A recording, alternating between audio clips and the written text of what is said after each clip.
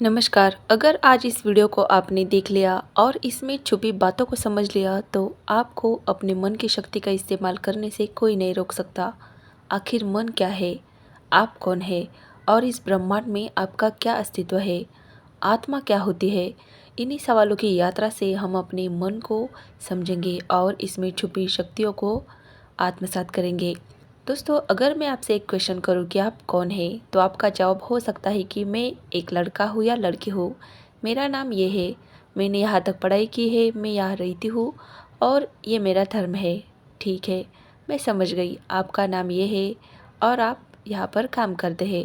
दोस्तों, आप इस क्षेत्र में करियर कर रहे हैं, लेकिन आपके अंदर जो शरीर को चलाने वाली शक्ति है वह दिखाई नहीं देती। शरीर को चलाने वाली चैतन्य शक्ति ही आत्मा है। महसूस कीजिए अपने आप को, अपनी दोनों आंखों के बीच उस चमकती ऊर्जा को महसूस कीजिए जो आपकी आत्मा है। आत्मा नहीं दिखाई देती, लेकिन इसे महसूस किया जा सकता है। ठीक उसी तरह जैसे बिजली से चलते पंखों को देखा जा सकता है, लेकिन बिजली यानी उसे चलाने वाली ऊर्जा अदृश्य है। बिजली के बिना उस पंखे का कोई अस्तित्व ही नहीं है। इसी तरह हमारी आत्मा जब हमारे शरीर को छोड़कर चली जाती है तो हमारे शरीर का अस्तित्व भी समाप्त हो जाता है।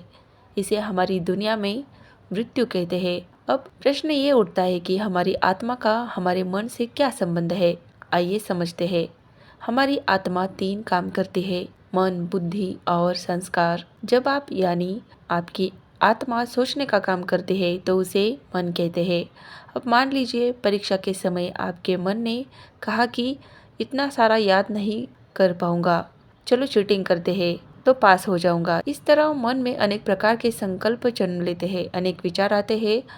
अब आप इन संकल्प को परख कर एक फैसला करते हैं। इस फैसले को बुद्धि कहते हैं। अगर कई बार बुद्धि ने कहा कि चीटिंग करना सही है और इससे तुम पास हो जाओगे, तो ये बन गया आपका संस्कार। और अगर एक बार ये संस्कार बन गया तो सोच किसी काम की नहीं रहती। ये संस्कार ही हमारे व्यवहार में आ जाता है। जिस तरह अभी आप किसी के बच्चे हैं, किसी के भाई बहन है, किसी के माता या पिता है, सभी के जीवन में आप अलग अलग भूमिका निभाते हैं। आपकी अलग अलग जिम्मेदारियां हैं, लेकिन आप है तो एक है ना। ठीक इसी तरह हमारी आत्मा भी एक है, लेकिन 3 काम अलग अलग करती है: मन, बुद्धि और संस्कार। आत्मा की सबसे पहली सूक्ष्म शक्ति मन है। मन में ही सोचने और विचारने की क्षमता है, इच्छा शक्ति और कल्पना शक्ति है, महसूस करने की शक्ति है। जब हम इस मन की शक्ति के अधीन हो जाते हैं तो हम अपने हर कार्य मन को संतुष्ट करने के लिए करते हैं। जो काम सरल होते हैं उन्हें तो हम आसानी से कर लेते हैं, लेकिन जो कार्य थोड़े से कठिन होते हैं, जिन्हें पूरा करने में एक सशक्त विचार और मजबूत संकल्प की जरूरत होती है, जब हम वो काम नहीं कर पाते तो हम अपने मन को दोष देने लगते हैं। दोस्तों, मन को चंचल कहते हैं, ठीक उसी चंचल घोड़े की तरह जो हर दिशा में भागता रहता है। हम इसे उस जिद्दी बच्चे की संज्ञा देते हैं जो किसी की बात नहीं मानता और अंततः उस चीज़ को हासिल करके रहता है जो उसे चाहिए। दोस्तों, ये सच है कि हमारा मन चंचल है। जब हम आत्मा के अस्तित्व को नकार कर शरीर को ही अपनी पहचान बना लेते हैं तो हम अपने मन के वश में हो जाते हैं। इतना ही नहीं, हम अन्य व्यक्तियों के मन को लुभाने वाले कपड़े और आचरण अपनाने लगते हैं। दोस्तों, मन को दी जाने वाली सभी उपमाएं ठीक है, लेकिन इसका एक दूसरा पहलू भी है। हमारा मन अनंत शक्तियों और संभावनाओं का भंडार है। जब से इस ब्रह्मांड का अस्तित्व है तब से ही मन का भी है। यह नश्वर है, अर्थात कभी नहीं मर सकता। आपके शरीर छोड़ने के बाद भी यह अन्य व्यक्ति के शरीर को धारण कर उसमें बस जाएगा। जब हम ये महसूस करते हैं कि हमारा अस्तित्व इस नश्वर शरीर से कहीं आगे है, हमारी आत्मा इस ब्रह्मांड का अंश है, तब हम अपने मन की अनंत शक्ति को महसूस कर सकते हैं। दोस्तों, बड़े से बड़े वैज्ञानिक भी अपने मन का केवल 15% भाग ही इस्तेमाल कर पाए हैं। जब केवल 15% शक्तियाँ हासिल कर लेने से वो अपना नाम अमर कर गए, तो आप अंदाज़ा लगा सकते हैं कि अपने मन की 100% शक्तियों का इस्तेमाल कर लेने से हम किस प्रकार की संभावनाओं को हासिल कर सकते हैं। एक औसत व्यक्ति अपने मन का केवल 5% ही उपयोग कर पाता है और बची सारी शक्तियाँ व्यर्थ चली जाती है। हमारे मन में हर दिन हजारों विचार जन्म लेते हैं। विज्ञान के साधनों ने जब हमारे मन पर शोध किया तो उन्होंने पता लगाया कि यह विचार मुख्यतः 4 प्रकार के होते हैं: जिनमें पहला है सकारात्मक विचार। इनकी मात्रा बहुत ही कम होती है, लेकिन इनसे हमारा जीवन खुश और आनंद में रहता है। अगला है निगेटिव थॉट्स।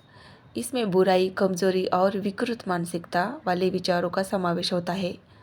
तीसरा है आवश्यक विचार। ऐसे विचार हमारी दिनचर्या से संबंधित होते हैं, जैसे आज मुझे इतना काम करना है, इन लोगों से मिलना है, ये करना है इत्यादि। चौथा है व्यर्थ विचार। इसमें जितने भी विचार होते हैं वह बीती घटनाओं से प्रेरित होते हैं। व्यर्थ दुख लेना, सुनी सुनाई बातों के बारे में सोचते रहना और मन ही मन परेशान होकर अलग अलग विचार सोचते रहना, इसे ही व्यर्थ विचार कहते हैं।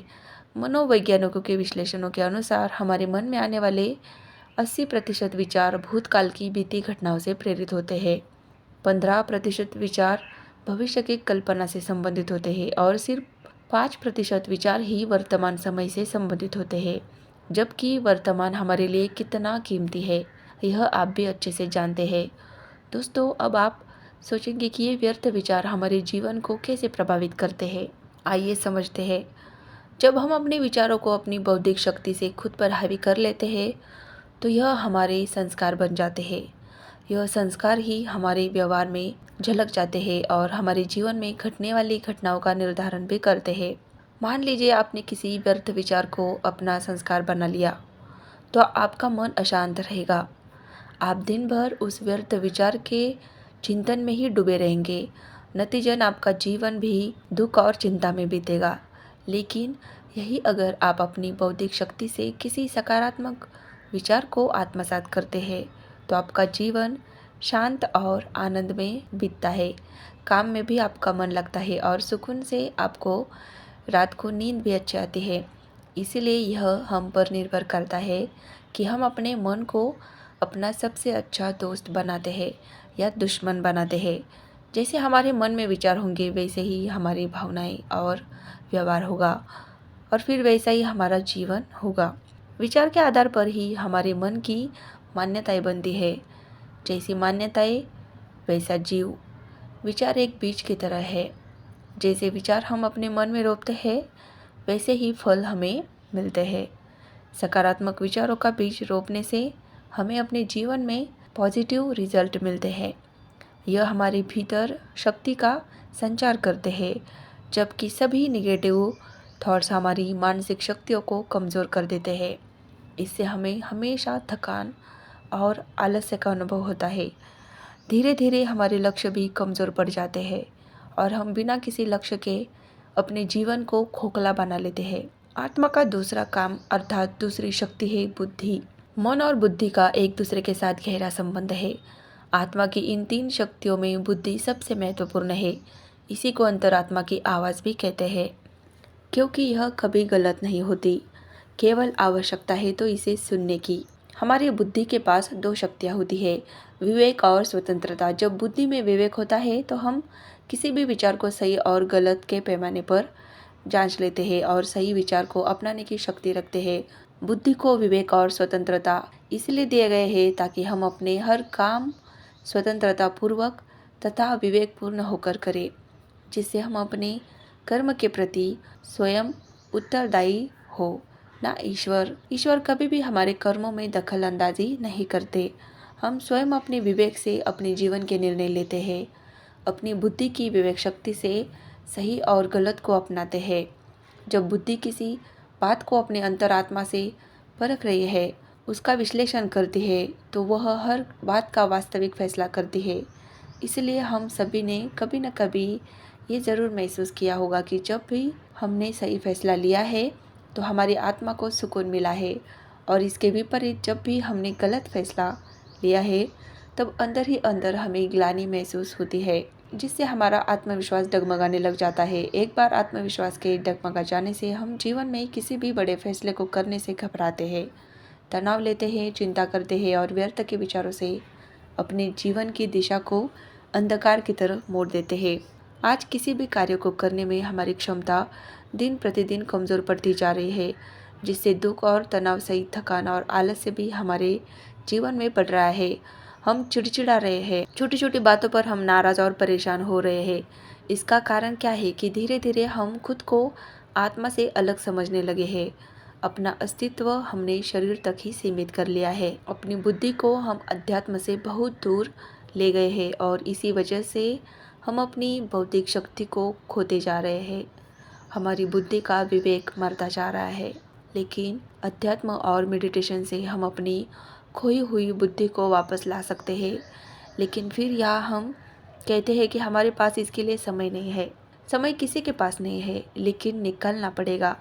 सुबह सुबह योग अभ्यास करके, मेडिटेशन करके हम अपनी बुद्धि को विवेक और स्वतंत्रता का उपहार फिर से दे सकते हैं और अपना जीवन असंख्य पॉजिटिव संभावनाओं से भर सकते हैं। सुबह मेडिटेशन करने से पूरे दिन हमारी आत्मा भी सकारात्मक ऊर्जा से भरी रहती है। खुद के साथ हम आत्मा का जुड़ाव महसूस करते हैं। आत्मा का तीसरा काम है संस्कार। संस्कार बनाना। संस्कार क्या होते हैं? मन में आने वाले विचारों को जब हमने बुद्धि के तराजू पर तौला और सही या गलत में से एक विचार को अपना लिया, तो ये बन गया हमारा संस्कार। यही संस्कार हमारे जीवन का निर्धारण करते हैं। हमारे संस्कार ही हमारे व्यवहार में उतरते हैं और हमारे कामों को संचालित करते हैं। यही हमारे व्यक्तित्व अर्थात पर्सनैलिटी का भी निर्माण करती है। मन, बुद्धि और संस्कार तीनों एक दूसरे को प्रभावित करते हैं। अगर संस्कार अच्छे होते हैं तो मन और बुद्धि भी सकारात्मक रूप से अच्छी तरह काम करती है। इस धरती पर मौजूद इतनी बड़ी जनसंख्या में किसी भी व्यक्ति के संस्कार अन्य व्यक्ति से नहीं मिलते। उनके स्वभाव और आचरण में भी भिन्नता होती है और ऐसा होता है उनके संस्कारों के कारण। आत्मा में 5 प्रकार के संस्कार होते हैं, जिनमें सबसे पहला है मूल संस्कार। जब परमात्मा के धाम से आत्मा इस सृष्टि पर आती है, तब वह पवित्र और सतोगुणी संस्कारों से भरपूर होती है, परिपूर्ण होती है। इसीलिए जब हम किसी नवजात या छोटे बच्चे के पास होते हैं, तो उनसे हमेशा हमें प्रेम और सकारात्मकता की भावनाएं मिलती है, क्योंकि उनसे निकलने वाली वाइब्रेशंस हमेशा सकारात्मक होती है। लेकिन धीरे धीरे वो बच्चा इस दुनिया में मौजूद लोगों की सीमित मानसिकता में बड़ा होने लगता है, तो वह अपने अस्तित्व को भूल जाता है और कमजोरियों के वशीभूत होता चला जाता है। वह बच्चा क्रोध, मोह, लोभ, लालच आदि अनेक अवगुणों को अपनाने लग जाता है, जिससे वह अपने मूल संस्कारों को खो देता है। दूसरा संस्कार है पूर्व जन्म के संस्कार। यह संस्कार हमें अपने पूर्व जन्म में किए गए कर्मों से मिलते हैं। यही कारण है कि कभी कभार हम आश्चर्यजनक खबरें पढ़ते हैं। किसी 3 वर्ष के बच्चे ने शास्त्र का संपूर्ण ज्ञान पा लिया। क्या उसे वो भाषा आती है जो उसके परिवार में ना किसी ने सुनी है ना बोली है? आखिर ये संस्कार उसमें कैसे उभरे और हम में क्यों नहीं? पूर्व जन्म के संस्कारों का उदय तो हर आत्मा में होता है, लेकिन उनकी तीव्रता अलग अलग होती है। जब पूर्व जन्म के संस्कार हमारी बुद्धि पर हावी हो जाते हैं, तो हमारा विवेक काम नहीं करता और स्वतंत्रता क्षीण हो जाती है। हमारी इंद्रियां उन्हीं संस्कारों के अनुरूप काम करने लगती है। तीसरा है गर्भ संस्कार। ये संस्कार हमें माता के गर्भ में मिलते हैं। माता और पिता के आपसी चिंतन और विचारों का प्रभाव हमारे संस्कारों का निर्धारण करता है। अभिमन्यु को भी चक्रव्यूह को तोड़कर अंदर जाने का संस्कार मिला था, लेकिन उन्हें उनसे बाहर निकलना नहीं आता था, क्योंकि उनकी माता को नींद आ जाने के कारण वह आगे की कथा नहीं सुन पाए थे। चौथा संस्कार हमारे वातावरण या संगत से मिलता है। अगर हम अच्छी संगत में रहते हैं तो हमारी आदतें और आचरण अच्छी और सकारात्मक होती है। लेकिन वही अगर हम बुरे वातावरण में रहते हैं, जहाँ आसपास चोरी, लालच और धोखाधड़ी वाली मानसिकता है, ऐसे लोग हैं, तो हमारे संस्कार भी उनके जैसे ही हो जाते हैं। पांचवा संस्कार है दृढ़ता या मनोबल से भरा संस्कार। दृढ़ संकल्प से हम अपने अच्छे संस्कार बना सकते हैं। हम मुश्किल से मुश्किल संकल्पों को भी अपनी दृढ़ इच्छा शक्ति से आसान बना लेते हैं और इन्हें अपने संस्कार में उतार लेते हैं। इससे हमारा व्यक्तित्व चमकने लगता है और हमारा आत्मविश्वास बढ़ जाता है। हमारी आत्मा को इस संस्कार से एक सकारात्मक दिशा मिलती है। अब सवाल उठता है, क्या हम अपने जीवन के संस्कारों के प्रभाव को खत्म कर सकते हैं और इसे एक नया रूप दे सकते हैं? उत्तर है जी हाँ, बिल्कुल। अपने 5वें संस्कार से अर्थात दृढ़ इच्छा शक्ति और मनोबल से हर संस्कार को बदल सकते हैं। दृढ़ता की यह शक्ति हर व्यक्तित्व में होती है, लेकिन आवश्यक है तो केवल इसे जागरूक करने की। इसके लिए हमें एक सकारात्मक संकल्प की ज़रूरत होती है। आपका एक सकारात्मक संकल्प आपको आपकी आत्मा से जोड़ देगा और उसमें मौजूद अथाह शक्ति और क्षमताओं से आपका जीवन बदल जाएगा। हम आपको आपकी आत्मिक ऊर्जा से जुड़ने के लिए शुभकामनाएं देते हैं। वीडियो पसंद आया हो तो एक लाइक ज़रूर कीजिएगा और अपने सुझाव हमें कमेंट में ज़रूर दीजिएगा। वीडियो अंत तक देखने के लिए आपका बहुत बहुत धन्यवाद। Thank you so much.